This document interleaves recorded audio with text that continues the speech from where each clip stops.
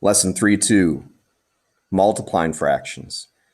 In this lesson, we're going to do some conceptual practice that is going to lead us towards multiplying fractions.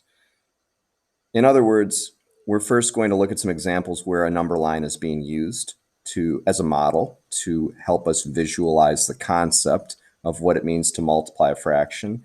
And then we're going to go through some practice problems where we're actually taking a fraction, chunking it up into its unit fraction form, and doing that as a way to, again, show what it means to multiply a whole number by a fraction. You're very familiar with multiplying whole numbers by other whole numbers, and that knowledge will serve you well as we get into this business of multiplying whole numbers by fractions. Let's get started. It takes 42 minutes to bake some muffins. Hildy has baked her muffins for 1/6 of the required time. Henrik has baked his muffins for 5/6 of the required time. Question 1, for how long has Hildy been baking?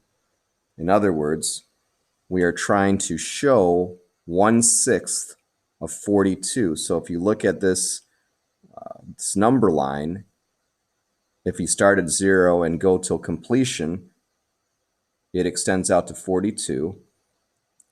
If you take 42 and divide it into sixths, or 6 equal parts, well, each of those parts you can see would be 7 minutes long. 7 minutes is 1/6 of 42 minutes.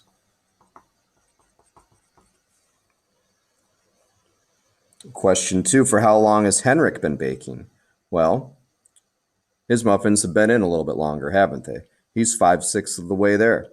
So 5/6 times 42, 5/6 of 42.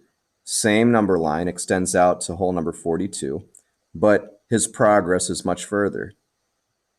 They've been in for 5/6 of the time, or 35 minutes. Now we're comparing the progress of these two sets of muffins, Henrik's compared to Hildy's, or actually other way around. How many times as long has Hildy has Henrik been baking? Kind of wordy. I'm going to read that again. How many times as long as Hildy has Henrik been baking? So look at Henrik's progress. He's been baking for 35 minutes, or 5/6 of the time. Look at Hildy's progress. She's been baking for 7 minutes, or 1/6 of the time. So we're really comparing 35 to 7, or 5/6 to 1/6. So how many times as long as Hildy has Henrik been baking? Well, he's been baking 5 times as long as she has.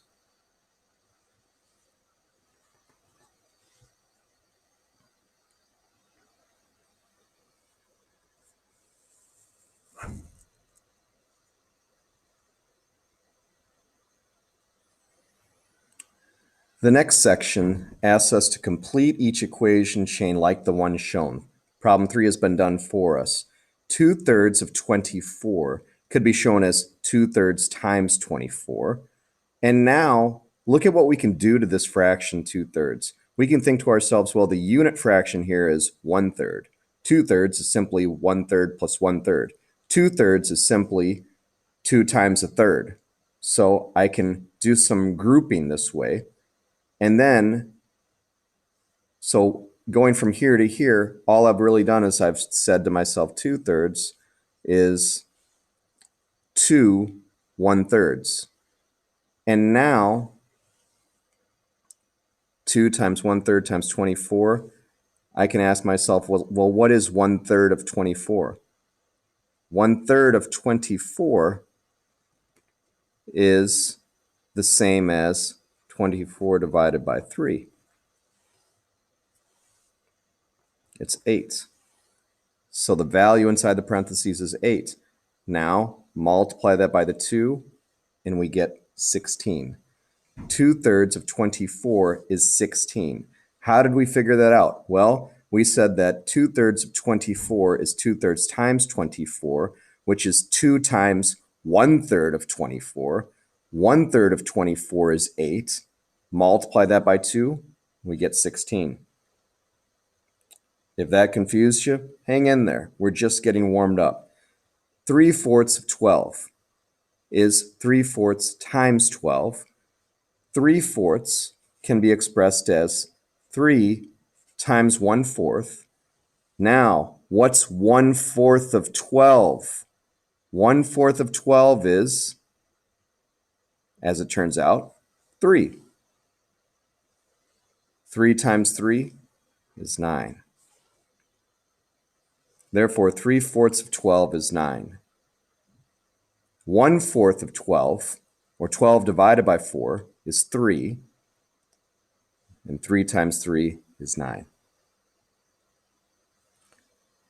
Next, 2/3 of 30 is 2/3 times 30 is 2 times 1/3 times 30. What's 1/3 of 30? Well, 1/3 of 30 is 30 divided by 3, which is 10. So this expression is like saying 2 times 10. 2 times 10, of course, is 20.